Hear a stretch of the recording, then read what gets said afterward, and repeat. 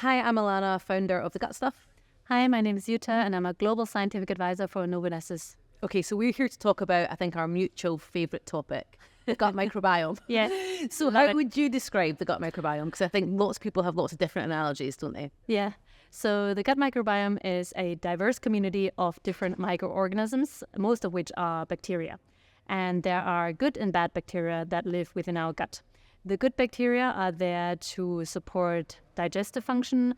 They can produce really important nutrients, but they can even influence our immune system.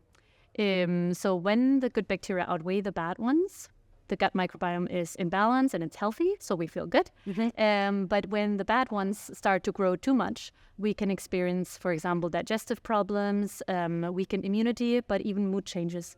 So it's really important that we take good care of our gut microbiome and keep it in balance so that the bacteria that live within our gut are in harmony and support our overall health.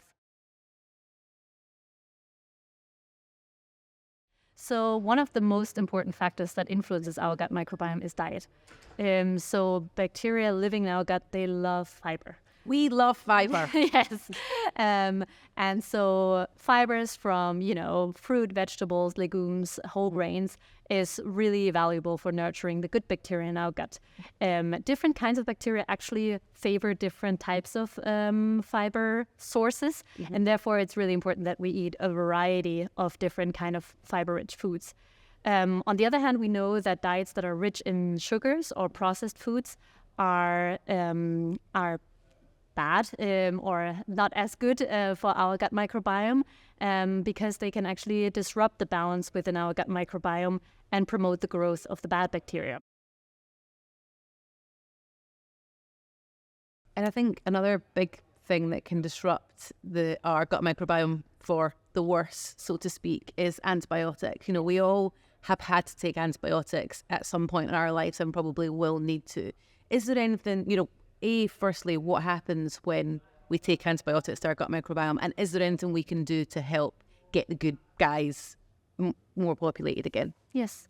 So, of course, like you say, antibiotics are great, right? They save We need lives. them, Yeah. exactly, to fight off some infections that are caused by harmful bacteria, and there's no doubt about that, but they also do impact our gut microbiome because they do not only influence the bad bacteria, but they can also kill the good bacteria living in our gut. And that can cause disturbances in our gut microbiome.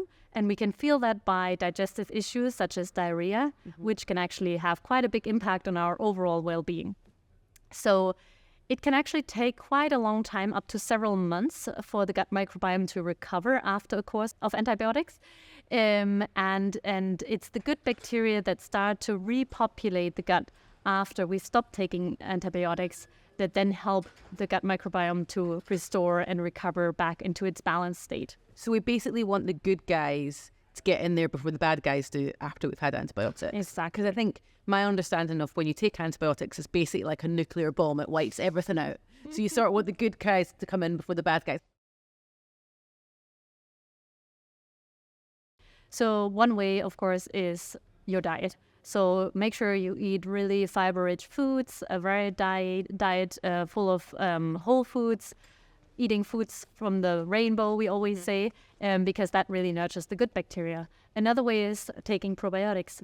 It's important that you don't take the probiotics right with the antibiotic, but just a little bit after, so that they have a chance to actually survive. And then especially continuing the probiotics after you've stopped taking the antibiotics, so they actually get the chance to help repopulate your gut microbiome and really drive the growth of the good bacteria. And that will basically help our gut microbiome get back to a better state quicker. Yes, exactly. And it'll make you feel better because you will establish that healthy gut microbiome, and you'll have less digestive issues that could be caused by the disruption of the gut microbiome through the antibiotics.